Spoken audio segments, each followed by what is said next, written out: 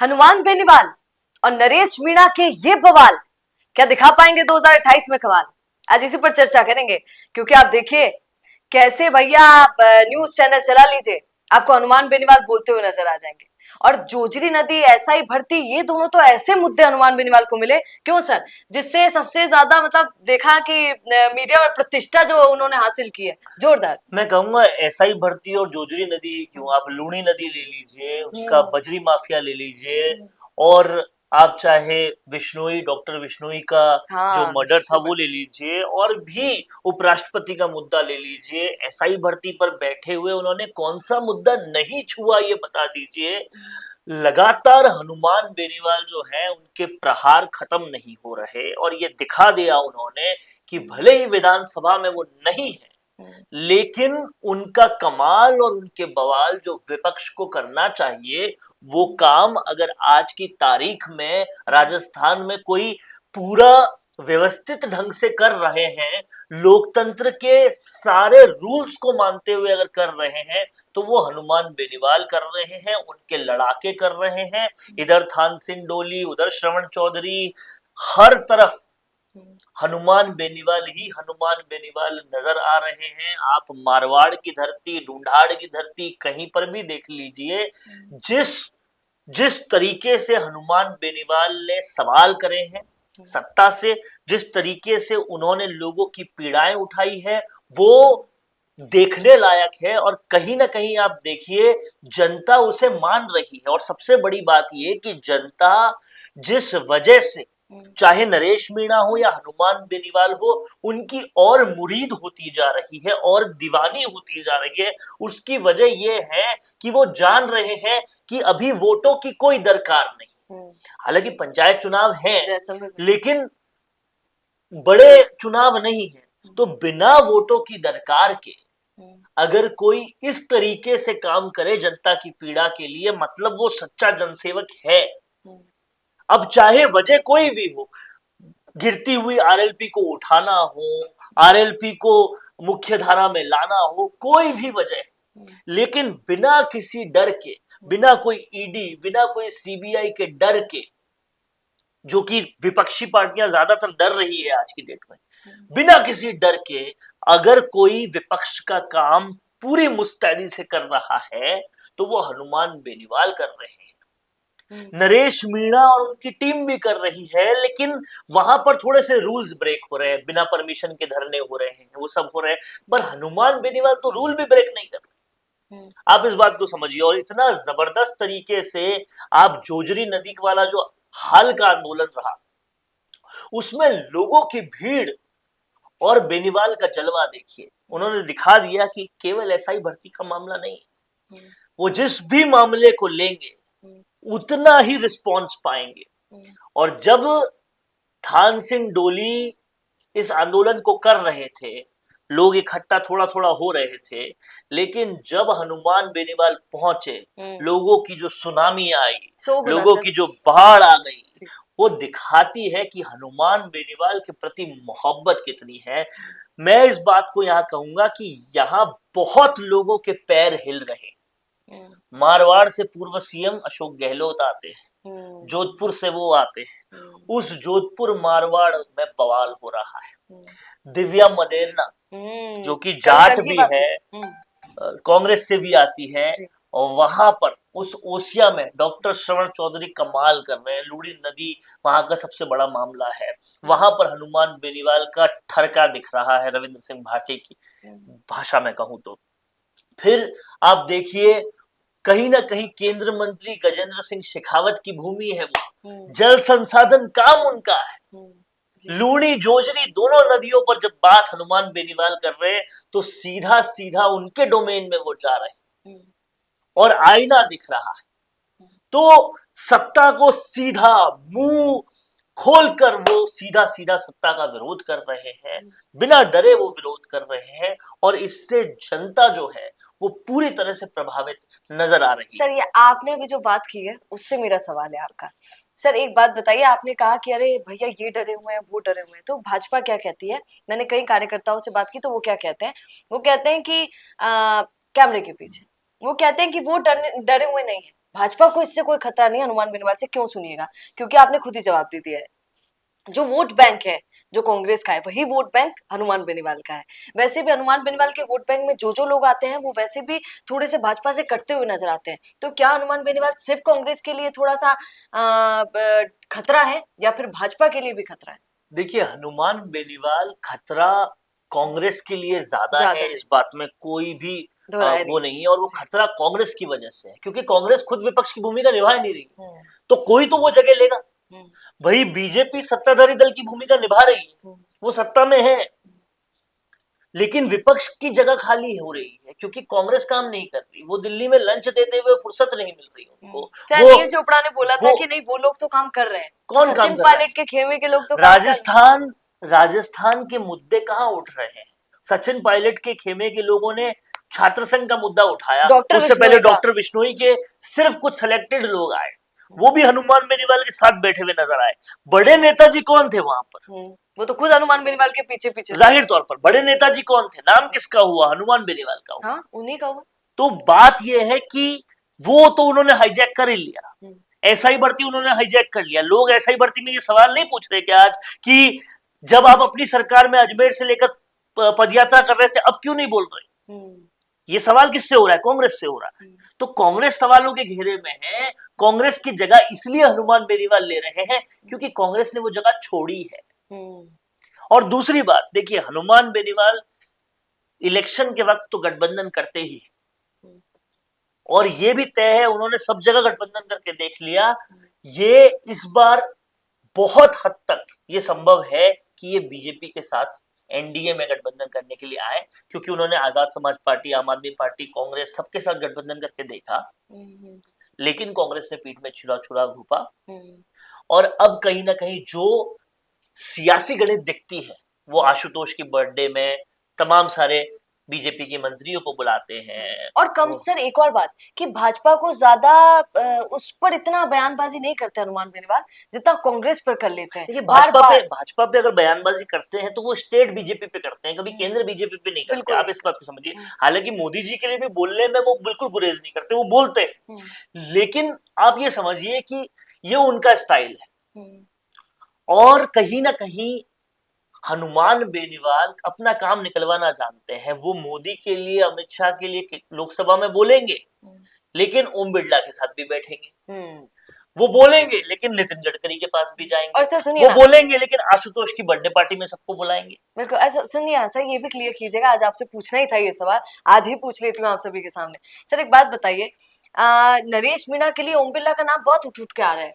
लोग कह रहे हैं भैया उन्होंने किया है जो किया है, क्योंकि वो नरेश मीणा को पसंद नहीं करते, क्योंकि वो प्रहलाद गुंजल को भी पसंद नहीं करते। तो हनुमान बेनीवाल सबके लिए बोल देते हैं, पर हनुमान बेनीवाल ने तो अभी तक एक बार भी नहीं बोला है कि हाँ भैया ओम बिरला कर सकते हैं। देखिए, आप इस बात को समझिए कि ओम बिरला का नाम इसलिए आता है क्योंकि वो हाड़ौती के ही, बिल्कुल जाहिर तौर पर। और हाड़ौती में अगर उन्हें स्पीकर बनना है या किसी भी पोस्ट पे जाना है तो अपना चुनाव क्षेत्र जीतना पड़ेगा। और वहां पर जो अगड़ा बनाम पिछड़ा की लड़ाई है, उसमें पिछड़ों के लीडर नरेश मीणा बनते जा रहे हैं। और वो लीडर जितने बड़े बनेंगे, नुकसान सीधा सीधा होते हुए ओम बिरला को दिखाई देता है। लेकिन ये समझना पड़ेगा, अगर ओम बिरला की का नाम या आरोप कोई इसलिए लगाता है कि उन्होंने उन्हें जेल में भेजा या उनकी वजह से वो जेल में है, तो जेल में जाने से तो वो उल्टा बड़े नेता बन रहे हैं, ओम बिरला को ज्यादा नुकसान हो रहा है उससे। तो ये समझना पड़ेगा, नुकसान अगर ओम बिरला को है तो मदन दिलावर को भी है, वसुंधरा राजे को भी है, और भी बहुत सारे लोगों को है, क्योंकि पिछड़ों के नेता, बहुत बड़े नेता हाड़ौती में वो बनते जा रहे हैं। लेकिन यहाँ पर हनुमान बेनीवाल ने कई बार माइक पर तो ये चीज बोली है कि नरेश के तो मैं साथ हमेशा हूँ, अब नहीं बोल रहे ना। और अब भी उनके जो आसपास के लोग हैं, मनोज मीणा से हाल में बात हुई थी और भी लोगों से बात हुई थी, तो उन्होंने कहा कि हनुमान बेनीवाल हमेशा हमारे साथ है। अब समझने वाली बात यह है कि जितनी जरूरत नरेश मीणा को हनुमान बेनीवाल की है, क्या उतनी जरूरत हनुमान बेनीवाल को नरेश मीणा की नहीं है? बिल्कुल है। अगर हनुमान बेनीवाल को अपना दायरा बड़ा करना है, मारवाड़ के अलावा भी कहीं जाना है, तो उनको एक स्टैब्लिश नेता चाहिए। अगर उनको अपना दायरा जाटों के आगे करना है तो मीणा भी चाहिए। और उसके लिए उन्हें नरेश मीणा चाहिए, तो उनके पास तो बनी बनाई अपॉर्चुनिटी है। अब समझना ये है कि ये वो कैसे कब कहां करते हैं, क्योंकि हनुमान बेनीवाल और नरेश मीणा दोनों एक ही टेम्परामेंट के लोग हैं। इनफैक्ट नरेश मीणा और ज्यादा शॉर्ट टेम्पर्ड है। ज्यादा ही। तो अब समझना पड़ेगा कि ये किसी इक्वल कंसेंसस पे आकर अगर ये काम करते हैं तो देखना उस चीज को पड़ेगा, क्योंकि आप देखिए थान सिंह डोली जेल में जाते हैं, अगली शाम को छूट के आ जाते हैं, क्योंकि उनके पीछे हनुमान बेनीवाल होता है। नरेश मीणा को एक साथ तो चाहिए, वो साथ जरूरी है। वो साथ जब मिलेगा तो बहुत कुछ हो जाएगा। वो साथ कब कैसे कहां मिले ये देखने की जरूरत है। और अगर हनुमान बेनीवाल के साथ नरेश मीणा को मिलता है तो नरेश मीणा की राजनीति और भी आगे जाएगी, ये तय है।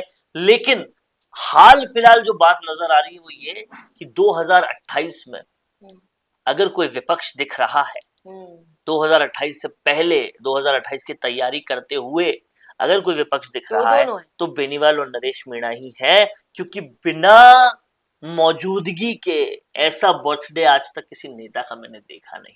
जी जी जी, ये गार्डन वाले की बात कर रहे हैं, वो गार्डन नेता में जेल में, नेता जेल में लेकिन समर्थक खेल में ये दिखाई देता है नरेश मीणा के साथ। तो कहीं ना कहीं नरेश मीणा ना होते हुए भी समर्थकों के अंदर जितने हैं वो वाकई में देखने लायक बात है। और नरेश मीणा भी मीणाओं के अलावा जो गुर्जरों का स्पेस लेते जा रहे हैं वो भी कहीं ना कहीं बहुत दिलचस्प है। इस पे हम कभी अलग से पूरी खबर, पूरा न्यूज, पूरा डिस्कशन करेंगे। लेकिन समझने वाली बात यह है कि दोनों लोग जिस तरह से विपक्ष का पूरा खेमा अपने अंदर ले रहे हैं वो 2028 की एक बड़ी तस्वीर बता रहा है। और न सिर्फ 2028 की, पंचायत राज और निगम चुनावों में भी उसी में देखना होगा ये तस्वीर का क्वार्टर फाइनल नजर आ जाएगा। बिल्कुल। और हनुमान बेनीवाल ने, आप सबने सुना होगा सर, बोला था मंच से कि भैया 2028 क्या करते रहते हो, नारे लगाते रहते हो मेरे लिए, मैं दिसंबर में तुम लोगों को देखूंगा कि कितना तुम लोग मुझे लेकर आते हो। अगर पंचायती राज चुनाव में हनुमान बेनीवाल ने पाया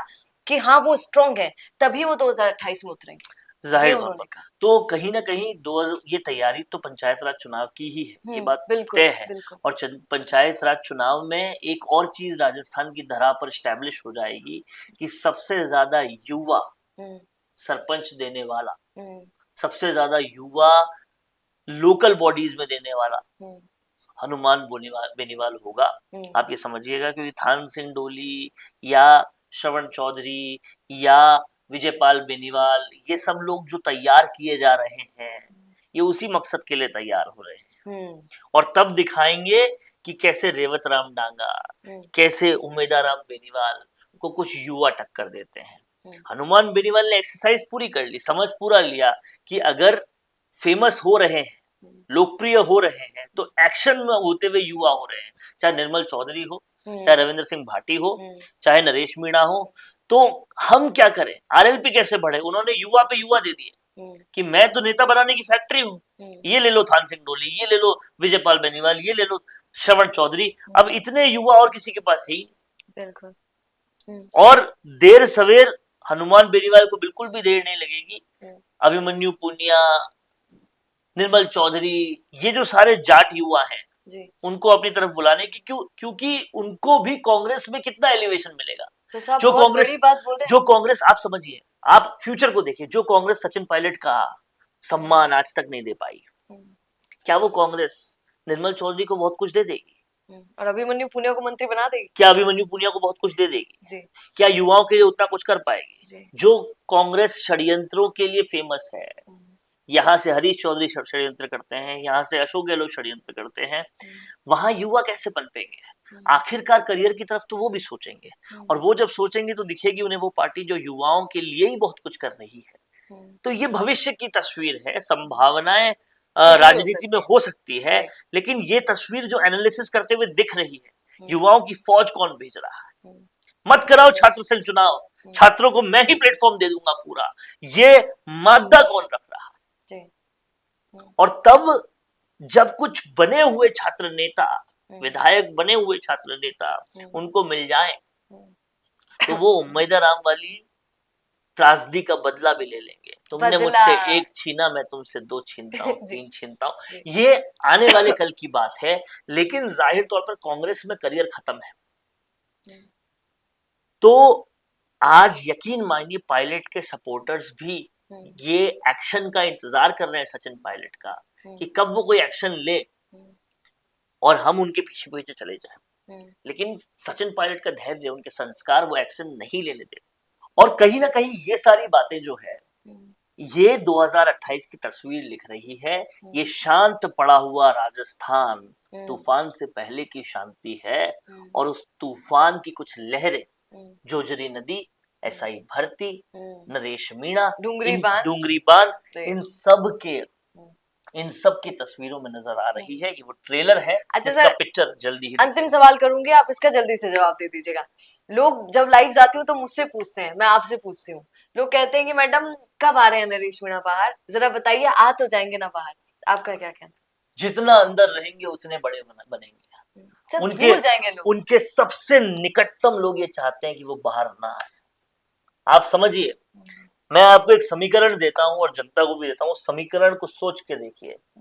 नरेश मीणा नहीं आते बाहर और उनकी पत्नी खड़ी हो जाती है अंता चुनाव में, अंता के उपचुनाव में। अब सिंपैथी के वोट ज्यादा मिलेंगे कि वो बाहर रहेंगे तब ज्यादा मिलेंगे? बता दीजिए। नरेश मीणा केवल नेता बने या नेता बनाए जाने के किंग मेकर बन जाए, ये सोचिए। तो ऐसे बहुत सारे समीकरण जाते जाते बहुत बड़ी बात बोल दी है, लोग विचार करेंगे, बहुत सारे समीकरण ऐसे काम करते हैं राजनीति में जो और बड़े हो सकते हैं और जो सोच भी नहीं सकती है आम जनता। जाहिर तौर पर देखिए, विधायक बन जाओ ये एक चीज होती है, विधायक बना दो और अमित शाह बन के पूरी बीजेपी को खड़ा कर दो, ये दूसरी चीज होती है। और आप सोचिए, ये बात मैं मन से नहीं कह रहा, जानते हैं सब। ये बात कहीं ना कहीं राजेंद्र गुड़ा पहले कह चुके हैं। उन्होंने कहा, आप देखिएगा नरेश टिकट बांटेगा, नरेश टिकट बांटेगा जी। और आप समझिए सहानुभूति कब मिलती है? जब जेल के अंदर होते हैं तब मिलती है। तो नरेश मीणा जितना जेल के अंदर रहे, जितनी उनके साथ एट्रोसिटीज हो, उतने वो फायदे में है। बिल्कुल। और तब ज्यादा फायदे में जब वो उसको इनकैश करे, उनकी पत्नी, उनके निकटतम दोस्त चुनाव लड़े और नरेश मीणा जेल से कह दे कि मैं इनके साथ हूँ। चलिए, तो देखने वाली बात होगी। अंत में जाते जाते सर ने बहुत ज्यादा बड़ी बात आप सभी के सामने रख दी है। क्या आपको भी लगता है भैया कि नरेश मीणा सच्ची में अपनी पत्नी को उतार सकते हैं? जरूर कमेंट कीजिएगा। और पूरी हमारी खबर पर आपको क्या लगता है एक बार जरूर बताइएगा, और जुड़े रहिए द फैक्ट इंडिया न्यूज के साथ, क्योंकि याद रखिए फैक्ट्स पर बात करता है भैया। नमस्कार।